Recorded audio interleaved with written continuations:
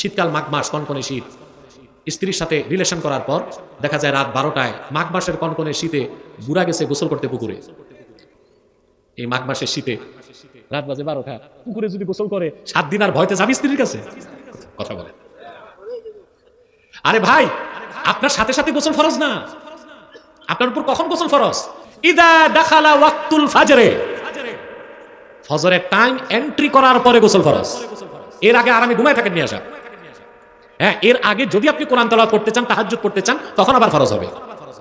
তাহলে মুমিন কখনো অপবিত্র হয় না। জীবিত থাকলো কি মারা গেল, যেহেতু তার কি আছে, কাফের কখনো পবিত্র না, যেহেতু তার ঈমান না। এতটুকু বুঝাইতে পারলাম?